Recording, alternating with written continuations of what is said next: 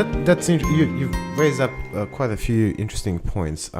Just going back to a person's opinion affecting those around them. You know, when you do have a belief, as you pointed out, when you like coffee over tea, there's no issue with that. But as human beings, we don't hold our beliefs just to ourselves. We have a tendency to spread our beliefs because we might genuinely believe that is the truth, right? Yeah. But the problem is this: if you haven't checked your beliefs, if they're not predicated on facts, but rather just superstition or irrationality, then you are, as a human being, like you're morally obligated to do that. Otherwise, there are all these downstream consequences if everybody starts doing that. Yeah, I know. If everybody believes in unjustified beliefs, then... Yeah, but unfortunately, sorry to interrupt, unfortunately it gets even worse in today's world. Whereas back in whatever, even 1800s, even 1900s, if you had a belief in something, you know, maybe your immediate family and friends found out about it. But today, with Facebook, with Instagram, with the internet, with everything else, with everybody having their penny's worth online, on a smartphone, on a YouTube, you name it. I mean, and it spreads. I mean, you know, we call it viral because it is like a virus. It spreads. So these opinions not only get people like Malcolm Roberts get voted into Parliament, but also these opinions then spread like viruses. So what happens is, and of course the media has a lot to do with this as well. The media plays on this because they want to sell more papers. Again, I come back to extremism. What they tend to do, the media, and again, my book explores this. What tends to happen is, a lot of the time, it's the extremes that get reported. Right. You know, on either side, and because it polarizes opinion. And newspapers and the media rely on polarization of opinions. Yeah. They don't want the middle ground. No, because the middle ground is boring. It's not interesting. Yeah, it's not interesting. As humans, we've evolved to pay attention to things that could threaten our survival. Yeah. Like if you had an antelope on one hill and a jaguar on another hill and you're in the middle, you'd pay attention to that jaguar. Exactly. That antelope, I can come and kill another day. Oh, yeah, that's right. That's right. They've capitalized on this. And you are 100% correct. They don't just do that with science. They do that with everything. Oh, everything. No. I mean, no. Look. I know. I'm going to give a silly example. You know, like you read in the newspaper. Some newspapers, not all, thankfully. But you know, you read one day. You know, I don't know. Say, I'm just going to make it up. Tomatoes are the greatest thing for your sexual performance. You know, you eat 3 tomatoes a day. You're good for the rest of your life, kind of thing. Okay, that you read that one day, and I guarantee. And this is according to some Bulgarian researcher who published this in some sort of whatever. So then I guarantee within 3 days you'll see another article on tomatoes. Some other expert comes along and says, but there's some evidence that if you have too many tomatoes, that'll give you cancer of the bowel or something. You know what I mean? So you get this, and neither of those are credible. Right. Neither. Yeah. I mean, you know what I'm talking about, exactly don't you? what you're talking. Have you heard of Potholler 54? There's a great YouTube channel for the guys at home. You should check it out. Potholler 54. He does. I'll have to write this down. He's phenomenal because he's a journalist, and he went to the. I think he went to Kyoto and covered the conference over there about the Kyoto Protocol. So fascinating guy. But what he does, and I have to come out clean because even though I was trained as a scientist, when you don't know much about a certain field, you're prone to being swayed by arguments. And until you have an expert who can lay out the arguments, here are like what people are saying, this is why climate change is wrong, and here are the arguments against those, and this is why we believe that climate change is happening. Until I had that happen to me, I was in limbo. I thought this is people... they had a hypothesis rather than a well-established theory that humans are, involved in carbon dioxide emissions, and that is good. So I was even prone to it. So I can sympathize even with my friends as to see why they believe what they believe. And this comes back to the media, their inability to report facts, inability to this is one thing that I hate seeing on TV. They have a climate denier and then a climate scientist, and they treat them like they're both equally. It's worse than that.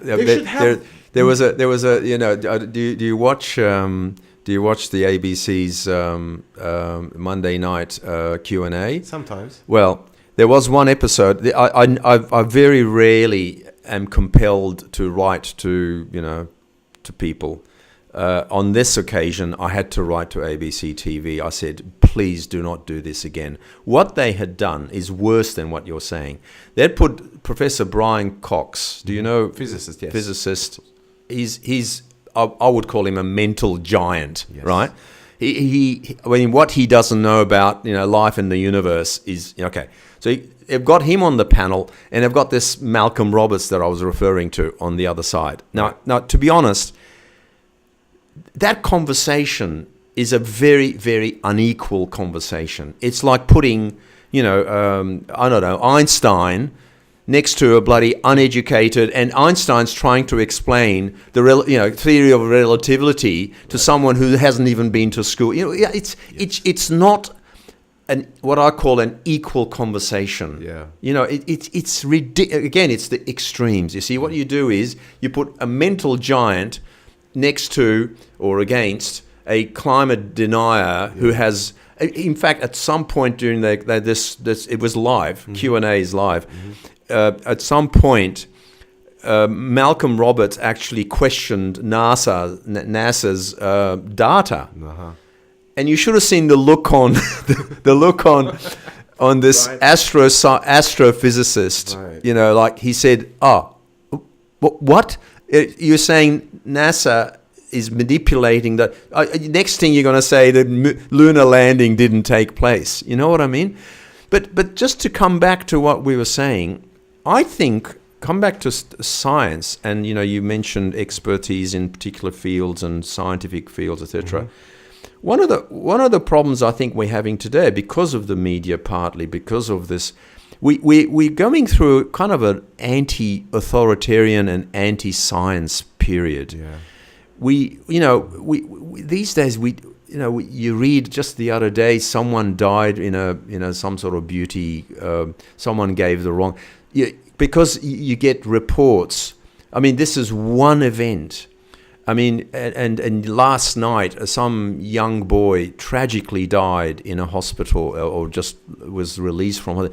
Again, you get these, what I call extreme reports of, what do I call it?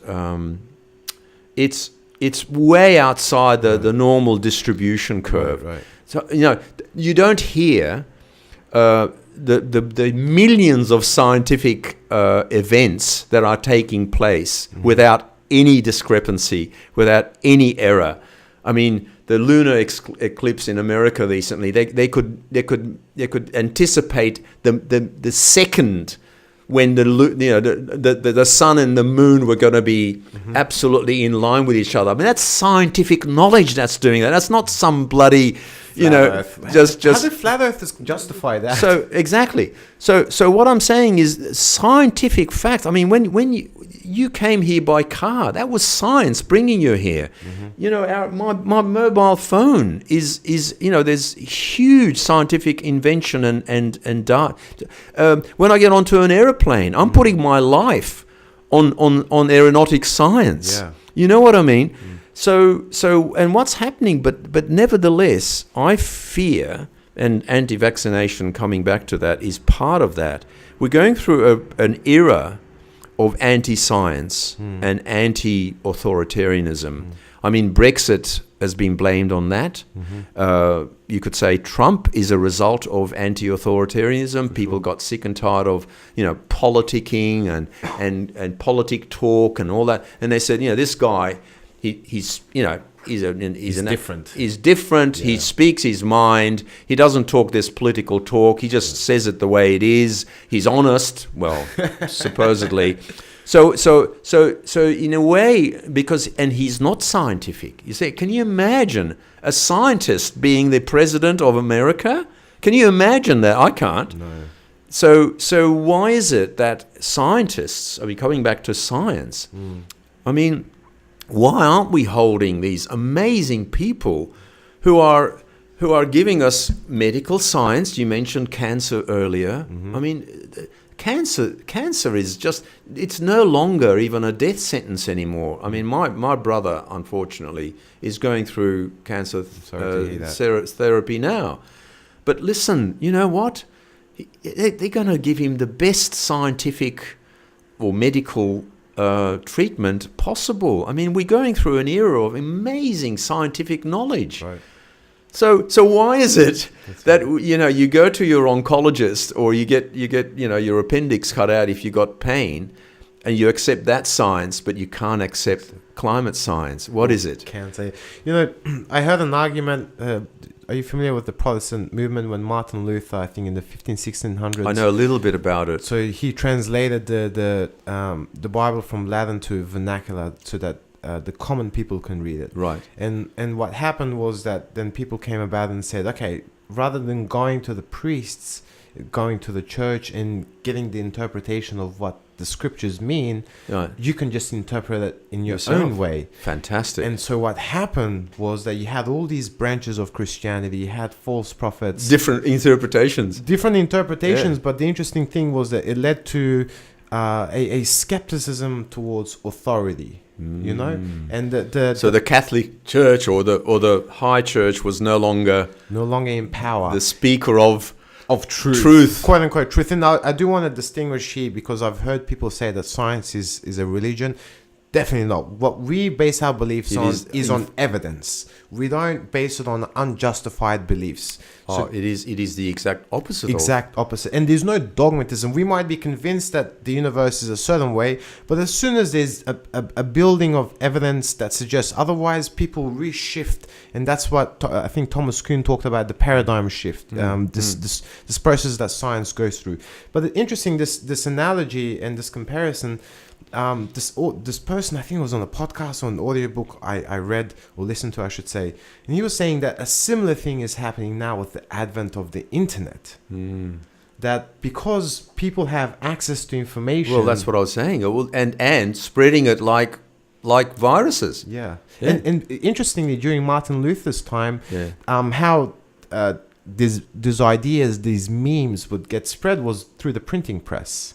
Okay. So these pamphlets would get distributed, and the Anabaptists, in fact, this is how they would get people to come to this one specific city, I believe was Munster, and this is how they built up, the population of Anabaptists there, and then they got all weird because then, as all these cults do, just like Waco, everyone it always ends up with the dude at the top, just sleeping with everyone's wives. That always happens. Yeah. But the analogy stands, I think.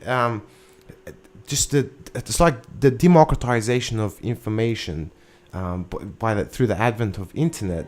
It's great we have access to information, but we have no ability to decipher what is true and